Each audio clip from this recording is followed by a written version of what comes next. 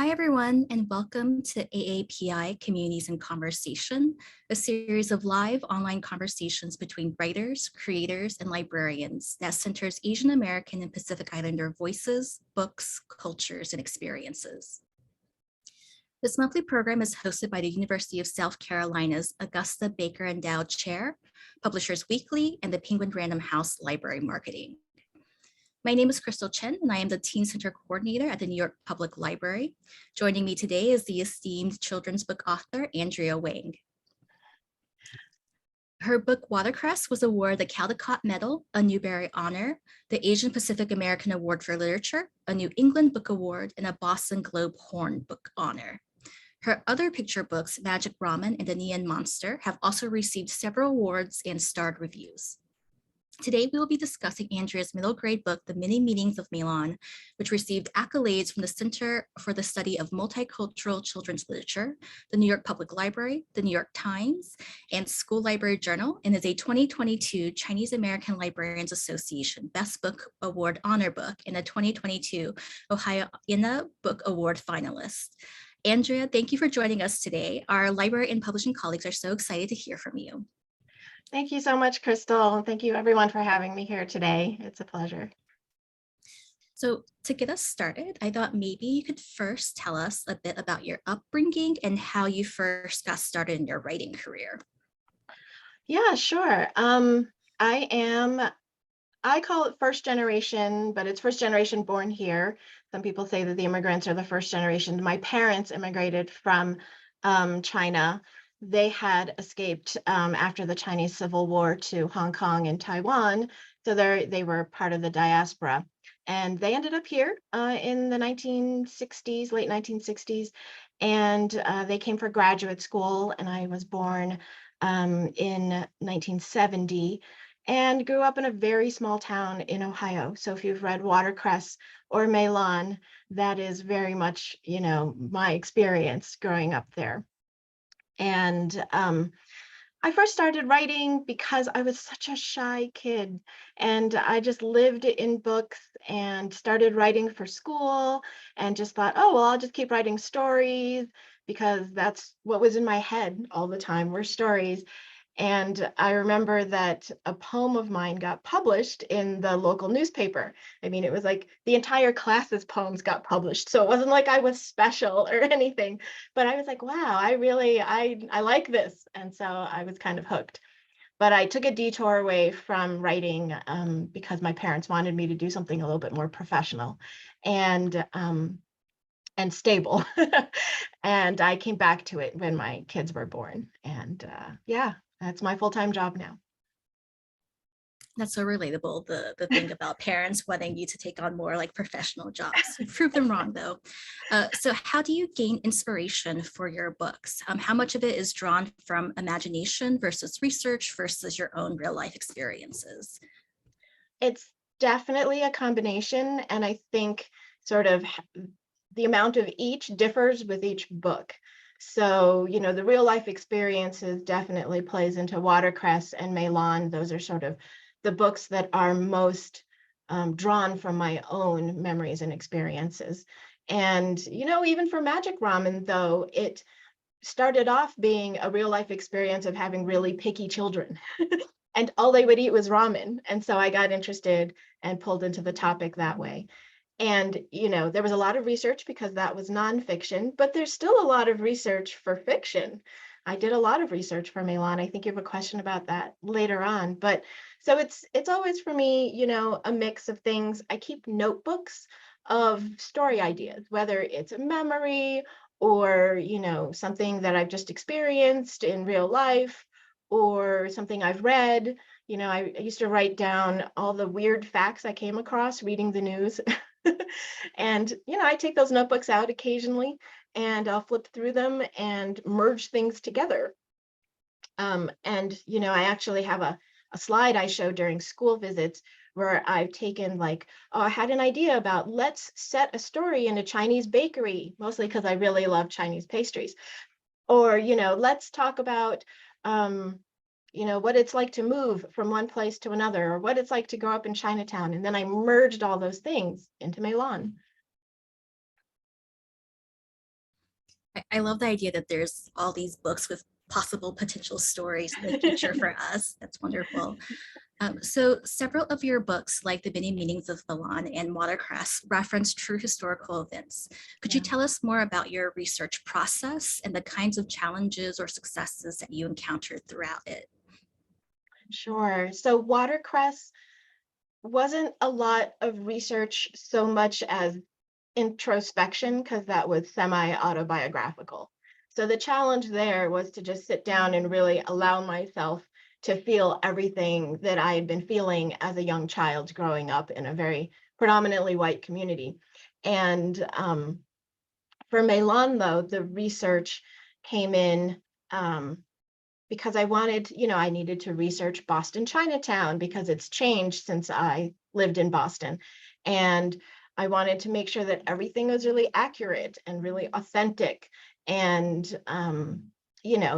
there was also a lot of research about, my, what do I want to say? I actually had to grapple with some of my own internal biases, right? So I was researching colorism and I was researching, anti-Asian hate crimes. And, I could get really lost in the weeds in the research because I really love doing that and love learning new things. But you can't always pack everything that you've learned into one book. So as I discovered, that was the challenge was figuring out what belonged and what didn't.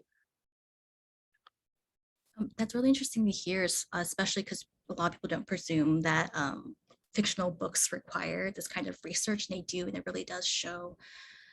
So another question I have is, how did the COVID-19 pandemic affect your life and work? And did you feel changed by it as a writer? Yeah, I was thinking about this. I said I was shy. I'm a total introvert. So in that sense, it being home on lockdown didn't really change my day-to-day life. My children did come home. One was at college. And so, my husband was working remotely. So the house was suddenly full of people and I couldn't hear myself think and I couldn't hear my characters think. And it didn't help that I don't have doors to my office, or I didn't then. I do now, as you can see behind me, because it became a necessity. But I had to learn to work and write with, the hubbub of a household around me again. And as a writer, I, you know, there was, I've had to grapple more with the fact of anti-Asian violence. It's, increased since the pandemic. I mean, it's been a fact all along, unfortunately, since we've been in this country, but uh, just the amount of it now, I find myself, wanting to address that more and more in the books that I write, and to counter that narrative that Chinese Americans are to blame for COVID or for our job situation, our economy, etc. So in that way, I think it's changed how I feel as a writer. I'm a little bit more outspoken now than I used to be. I really appreciate hearing that because for sure, like the rise in anti-Asian violence, it's really great that there are books like this that kids can turn to talk out some of those feelings and experiences. So what are the most challenging and rewarding aspects of being a writer? And what are some misconceptions that people may have about writers or writing? I think the biggest misconception is that it's easy. Like the amount of people who will say, "Oh, I've always wanted to write a picture book," or "I've always wanted to write the next great American novel," or, they think it's really simple that you just sit down and spew out words. So the biggest challenge, I think, for me for picture books is finding the right word. There's so few words to play with. People don't realize how challenging it is to write 500 words and have them all, um, you know, make a cohesive story, and carry emotional weight, etc. Um, and the same thing with writing longer works like The Many Meanings of MEILAN. You still want all the words to, bring out the theme, to, carry a voice, etc. And so that is challenging. The research is challenging. Um, but the most rewarding thing really is the children, the readers, right? To have books like this when I was a child, I think would have really made a difference for me. Not that they didn't exist. I mean, they did exist. It just was not available in my small town library. And there was no internet then. I'm that old. And, you couldn't Google for like books about Chinese American characters the way you can now. And so I just didn't see myself reflected in books as a child. So I think if there's one kid, one grown-up reader who feels seen reading one of my books, that is really the most rewarding thing. I love that because I had that same experience. And so many times I will read your books and other authors and just be like, I really wish I had this when I was a kid. And now it's here. So that's great. Um, so in the many meanings of Milan, names and naming play an important role in the story. The principal, Mr. Reynard, places an unwelcome nickname, Melanie, on Milan. Mr. Reynard's own name alludes to his character, and Milan uses the different meanings of her name as a coping mechanism. So why are names important, particularly when it comes to issues of identity? Well, at its most basic, names give other people something to call us, right? They identify us. And I feel like it's, we all want a name that reflects who we feel we are inside. And sometimes the name that our parents give us matches with that. Sometimes it doesn't. I think it's really wonderful that we can find and choose our own names, as we grow older. I have had friends and relatives were given, Chinese names that were transliterated, and maybe they felt like that wasn't um, what they wanted, and they've chosen more Western names for themselves. And I think it also reflects, at what time period we were born, right? When I was born in the United States in the 70s, it was all about assimilating into white culture. And so my parents gave me my English name, Andrea, and they gave me a Chinese middle name, which nobody could pronounce. It's Yi Rule, and it's really hard to say. And the way it was transliterated from the Cantonese did not sound great to my ears. And I didn't like when people mispronounced it constantly. So I would make up middle names for myself that started with a Y. Like people would say, "Oh, what's the Y stand for?" I'd be like, "Oh, Yvette or Yolanda," or just anything that was easier and sort of traditionally Western and easy to say. So I think it's really, names are just so fundamentally a part of ourselves. And I wanted to explore what it was like to have that taken away from you. She moves from this community where she's loved and welcomed and surrounded by people who look like her and speak, Mandarin or, other dialects of Chinese. And then she moves to this very small town in Ohio, very similar to the one where I grew up. And suddenly she's sort of stripped of both her endearing, affectionate nickname that her family calls her, as well as her name at school, and how that I was just really interested to see how that affects someone's personality and their, their ability to cope with the world, right? I mean, MEILAN has a very hard time answering to Melanie because she's never had to before. She's 12. She's like, I have no idea who this person is. So those are some of the things I wanted to take on in the book. We talked a little bit earlier about like I had a similar name journey, but also just when you're a young kid in school, like trying to find yourself, who Yeah. you are, what your name is, and what people call you is really important. So my next question is, opinion is intentionally used throughout the many meanings of Milan, and you discuss it in the author's note. Could you tell us more about the significance of opinion and why you chose to incorporate it in the book? Yeah, it's my father was a history professor, but he was sort of an amateur linguist as well. He spoke many different dialects. And I would sort of help him with his work sometimes. I'd proofread his English documents that he was writing. And in turn, he would talk to me about, he wanted me to learn Chinese, and there was no Chinese school in the small town that I grew up in. And so he taught me pinyin. He showed me dictionaries. He also talked to me about the other ways of transliterating Chinese or Mandarin. You know, there's older ways called Wade Giles, and all, you know, there sometimes you see them with many apostrophes, you know, and so those are some of the other methods of transliterating. And, you know, MEILAN's family comes from Taiwan, which doesn't have a unified transliteration method. So it's kind of a combination of pinyin and Wade Giles and other methods. But I stuck with the pinyin because I didn't want to confuse the readers, and because that is mainly the way that students in the United States learn to speak Mandarin Chinese is through pinyin, because it's, you know, brought into the Roman alphabet. And one of my pet peeves is reading or coming across pinyin in other books, but not having the tones reflected. And then, you know, if you've read MEILAN, you know that Chinese is a tonal language, and it really matters what tone it's in, because it changes the meaning of the word completely. And so my grasp of Mandarin is not good enough to say, oh, well, that should be this tone in this word. So I was reading it, I'm like, I don't know what this means, and I'd have to, you know, either look it up or pick it up from context. So it was really important to me to put in the tone marks. So, you know, as I say in my author's notes, so that readers and learners of Mandarin can actually sound it out for themselves and have an easier time. So, yeah, it was fun.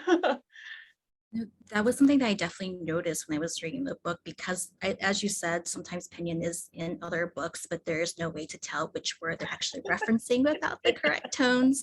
And I think this is another way to, like, for this book to be really accessible to young readers who are learning that language. And it was fun for me as somebody who doesn't read the Mandarin characters. Like, this was actually really fun for me. Oh, good.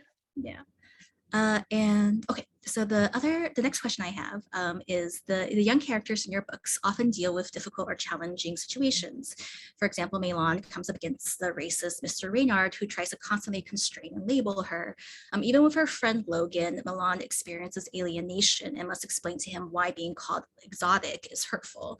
What advice would you give young people who find themselves in similar situations? So what do you hope young readers might gain overall from reading your books? Yeah, I wanted to accurately portray some of the microaggressions that I experienced as a child, as well as some of the more common ones that AAPI experienced still. And, you know, I think the advice that I would give is the same advice that if people have taken classes in sort of like bystander training in dealing with macro or microaggressions or racist incidents, you know, you can either address it directly and call it out, but I tell kids that only if you feel like this is a safe space and you're supported in this. You know, if you don't feel safe, don't address it directly. You know, always think about your own personal safety first. You can distract the person. And MEILAN does do this in the book, and you know, she switches the topic of conversation, or she talks to someone else and brings up something, tries to distract from what's going on. Or you can delegate, you can ask someone else, maybe a friend or something, to step in and you know, address that for you. She does call on sort of someone in her class to talk about, you know, to address a microaggression that she experiences. And what I usually do and have done since I was a child was delay. Like, I'll just walk away, or I'll just, you know, I won't say anything in the moment. Maybe I'll talk to someone about it later. And that's also really valid. You just really need to do what you're comfortable with. And I hope that young people reading the book, you know, my editor and I worked a lot on the language in those sections. I hope now that they can come away with a little bit of their own language for explaining why, say, being called exotic can be hurtful, and be able to express that to their own classmates, and, you know, or just to talk about it among their friends and commiserate. I love that. I think it's really important to like talk a lot of these things out. And I think Yeah. kids will find this book empowering because I found it empowering as an adult. Um, so this is a question about sort of like all the books that you've written. Yeah. So which of your books was the hardest to write? Which was your favorite to write? And which book transformed the most throughout the writing process? Hmm. So I think the book that was hardest to write was Watercress, and also the one that probably transformed the most. Um, it started out being a personal essay that I wrote after my mother passed away. So there was a lot of grief to it that I had to process. And that's what I do to process my emotions and experiences, is write about it. And over time, that transformed into a picture book.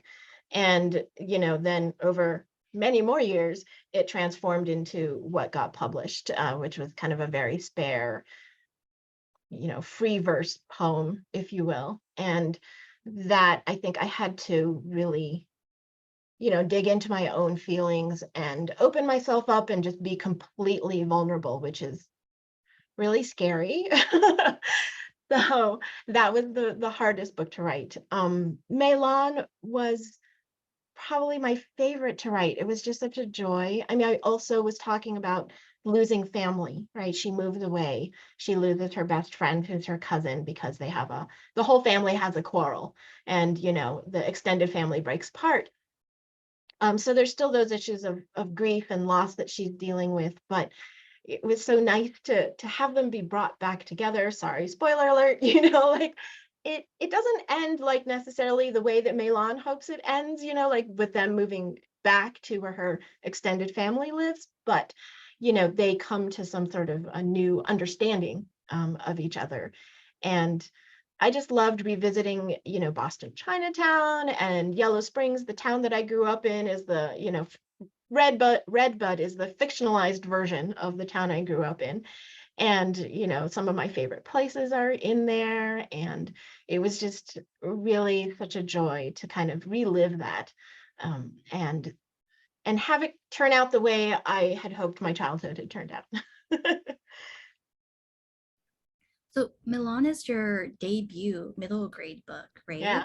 Yeah. And you mentioned it's your favorite book to write. Did you find it harder or easier to write like a middle grade chapter book versus a lot of the picture books you've written before? Um, it's always like a challenge to switch to a different format, right? I had been so used to writing very spare. I think Watercress is 499 words, not including the back matter. And that my first draft of MEILAN was also very spare. And when my editor, Joanna Cardenas, who's amazing. She's like, yeah, I think you need to beef up this section. And, you need maybe some more chapters showing her journey from Boston, Chinatown to Ohio. Let's see this road trip. I was like, really? I can write all that? Like I don't have to just jump from here to here. I can actually show all of that on the page, which was very liberating in a way, and also just to create that world was really, really fun. With picture books, half of the book are, is the illustrations. And so there's a lot of detail and adjectives that I don't put in. And so it was really fun to just kind of go crazy with adjectives and descriptions and use MEILAN's. MEILAN has a very lyrical voice, and I loved doing that, expressing her point of view from the sort of fairy tale lens that she has, because she loves fairy tales. So that was just so fun. Yeah, I love that. I don't usually think of it that way with middle grade books that you have to be both the writer and the artist by painting the picture for the reader. That's great. What advice would you give new writers, particularly those working within children's literature? I know almost everybody says this, but it's so true. Read everything, especially the type of book that you want to write, because that's how you learn. The I think the basic blocks of story.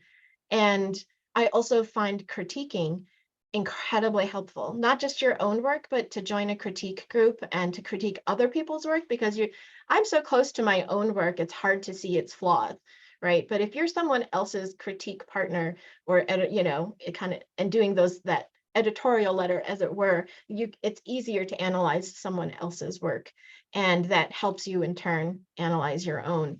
So read and, you know, critique. If you can't tell, I'm actually taking notes during this. I'm like, Oh. this is all valuable information. I need to write this stuff down for myself and others. It's recorded. So the next question I have, and we're getting close to the end of the questions, and then we're going to turn into the Q&A, and I saw a few really great questions in the chat. So what project or projects do you currently have upcoming that we can look forward to? So I did have a book, Luli in the Language of Tea, that just came out in May, and it's all about the word for tea and how it's similar in over 200 languages, and how it brings together a group of children who are from all different countries. I should have pulled it out. Let's see. I'll show you the cover. And then I have a second middle grade that I'm working on, also with Joanna at Kokila. It's not titled yet, but it is a camp story, a summer camp story about a Chinese American girl who who has been attending a Chinese heritage camp ever since she was 6. And this is her last year at camp, and a bunch of new girls come in, and she has to figure out how to cope with that and deal with that. But I think it's much more of a lighthearted story. I think we all, you know, with the pandemic, it's been 3 years of like virtual summer camp and you know, or hybrid summer camp, and I think it'd be really fun. I hope it's really fun for kids to go back and read about an actual summer camp experience. So I think that's coming out in 2024. I also have a picture book coming out that year, called, for now, Worthy, The Brave and Capable Life of Joseph Pierce. So not very many people know that Chinese people fought in the Civil War, the American Civil War. And there were not many, but they all took, interestingly enough, very westernized names. So Joseph Pierce does not scream, I'm a Chinese American in any way, but he was born in China and brought here as a young boy, and raised in a ship captain's family in Connecticut. And so it is based on his story. It's mostly nonfiction. And so I'm excited for that sort of a little bit more of, you know, Asian American history coming to light. I just learned about Joseph Pierce recently, and Oh, yeah? and I just like appreciate those kinds of stories because I think it's a good reminder that Asian Americans have been a part of US history for a very long time. Like we're not all just recent immigrants, you know? Right. So I love that reminder. And I also want to say I read Luli and the Language for Tea, and I love that one as well. And it's such a great book about community, especially through like tea, which is like such an important part of my life and our culture. So anyways. And then my last question before the Q&A, what books have you been reading lately that you've enjoyed or would recommend for any age level? Okay, so I have a stack here. I'll start with the one I just read that I think just came out. Is called You Are Life by Bao Fi, illustrated by Hannah Lee. It's a picture book. It's a poem. It's an anthem to Asian American children, and, you know, an ode. And it's, you know, I mean, it starts off like, you are not a virus. And I was just like, oh, that really hits home. And Bao Fi says in his author's note that he was inspired, motivated maybe by the rise in anti-Asian violence during COVID, that he wanted to give Asian American children something hopeful, right? So it talks about, you are not an invader, you are not always foreign, you are not invisible, you are everything, you are life, you can be anything, do anything. And so it's just, that really spoke to me. And out today is Sweet and Sour by Debbie Michiko Florence, who's actually one of my best friends, but this is an awesome book. It's a tween romance, and it's told in this really wonderful format where she has flashbacks as to what is sweet and what is sour in her relationship with her best friend, Zach. So this is Mai and this is Zach. And it takes place in Mystic, Connecticut, where Debbie lives. So it's really lovely from that aspect too, to see a little bit of, that town. And I'm speaking with Christina Soenternvat today about her book, The Tryout. And this is a middle grade graphic novel. I have the ARC, so it's not in color, but it's it's autobiographical. This is about her experience growing up in small town Texas and trying out to be on the cheerleading team. So this gave me all the feels too. It's really funny, but it's also like really cringy in parts. So it's really good. So those three I would definitely recommend. I love that you're so prepared with the book so we can see Oh. the covers and everything. I will definitely add all of those books to my Goodreads. Yay! So we're going to turn to the audience for a Q&A, and Grace actually added a few questions. I'm going to read them in pieces. So this is sort of related. Who were your favorite authors growing up, especially Asian and Asian Americans? Oh, so like I said, I really didn't read any Asian American authors growing up because my small town library, my school library didn't have them. Um, you know, the first one I remember reading that had a huge impact on me was the Joy Luck Club, but that wasn't until college. The picture books that I read as a small child that had Asian characters in them were all written by white people. Like, what is it? I think it's Ping. There's a duck, the story of Ping, it's terrible. The Five Chinese Brothers. So, I do not recommend those, but that's what I grew up with. So my favorite books were the ones about feisty girls like Anne of Green Gables and Caddy Woodlawn. Again, they're not Asian American characters, but I just love that they were able to express themselves and, pursue their dreams in a way that I didn't feel that I was able to, because I felt a lot of weight of my parental expectations. So those are the books I loved. Oh, you're still muted, Crystal. Oops, sorry. So Grace had some additional questions, which was, did you grow up with Chinese myths and tales? And how did your father's work as a professor influence your writing? I grew up with a few Chinese myths and tales, but I read many more of them while I was researching for MEILAN. And I love that there are so many Asian inspired fantasies now based on, Asian mythologies. And I read a lot of fairy tales, and there's a series of books, like I guess they're called the color fairy tale books. It's like the green book of fairy tales, or the golden book of fairy tales. So I read all of those, and there were some that were set in Asia that I don't quite remember, but I do remember reading them. And let's see. So my father's work as a professor, it influenced my writing in the sense that I was his proofreader. And I don't know how many other folks who have grown up in bilingual homes or children of immigrants found this to be the case too. But, my parents were, on the one hand, really happy, even though they didn't want me to be an author, they were really happy that I um, could speak and write English really well.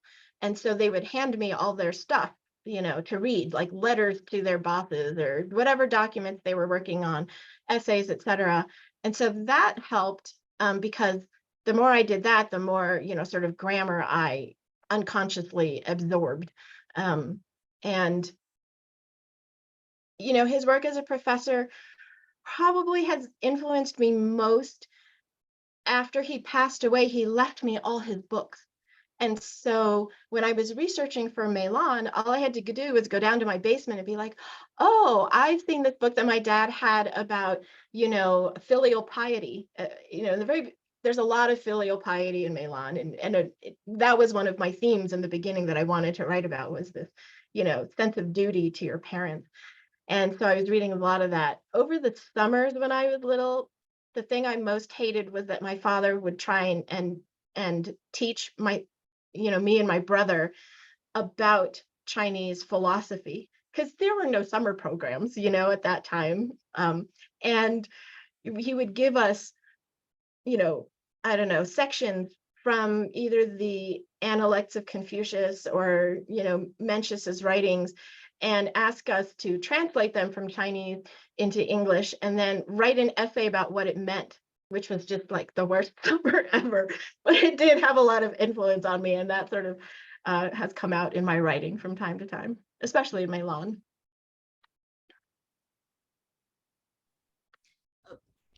Something about dads. I was just gonna say, like, I have had experiences where I would just like sneak magazines into books and just like, yes, I am studying, but I would just be reading a magazine or something. But anyways, I relate to that very much. So another question, let's see, I think I had another couple of questions. Oh, so somebody asked, would you be able to speak about the experience of writing nonfiction books? And they referenced the library series, which included Malala Yousafzai. Yeah, so those are write for hire books. When I was first starting out, I worked with an editorial company called Redline Editorial, and they would from time to time send me a list of books in a series, and they were looking for writers. And because I have a background in science, I thought this was really, this is easy. I know how to do, this. I can research things. I can write. Essentially, I mean, I don't want to trivialize it, but I kind of call it like it's a book report for third graders, or it's like so these nonfiction books were fun. And I really learned how to, write quickly and develop, sidebar information, back matter. So this is kind of probably why there's back matter in every one of my, trade published books, is because I learned from that experience. And I loved it. I love learning about Malala Yousafzai, or, my background was in environmental science. So the books I wrote about oil pollution were, very near and dear to my heart. In that sense, and it felt great to be able to use my my undergraduate and graduate degrees in science for in my writing, but it's very low paying, is what I'll say about that. And the deadlines are really, really tight. So I have a final question, unless Yeah. anybody wants to add more in the chat.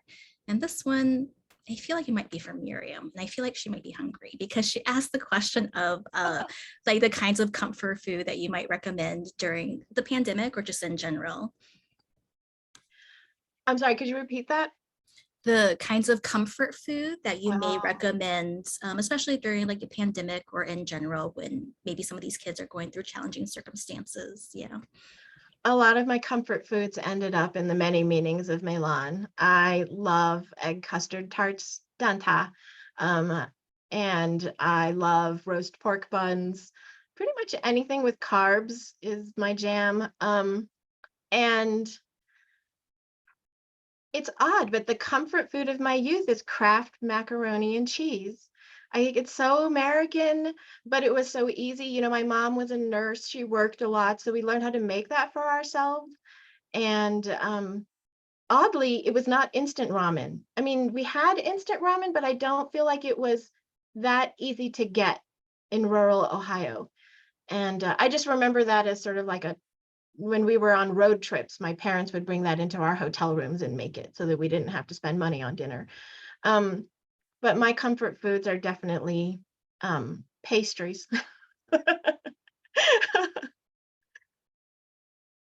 My brother would 100% agree with you about the Kraft macaroni and cheese because he was very much obsessed with that growing up. So I think that is all the questions we have for today. So Andrea, I want to thank you so much for spending this time with us and engaging this conversation. And I also want to thank our host, Dr. Nicole Cook, the University of South Carolina's Augusta Baker Endowed Chair, Publishers Weekly, and Penguin Random House Library Marketing. And a very special thank you to our audience for joining us today. This webinar has been recorded and will be available for future viewing. And we hope that you'll join the next AAPI Communities and Conversation event on October 4th with guest author Wang in conversation with Lalitha Nataraj of California State University, San Marcos University Library. So thank you all very much and have a great day. Thank you, everyone. Thank you for coming. Thank you, Dr. Cook. Thank you, Crystal.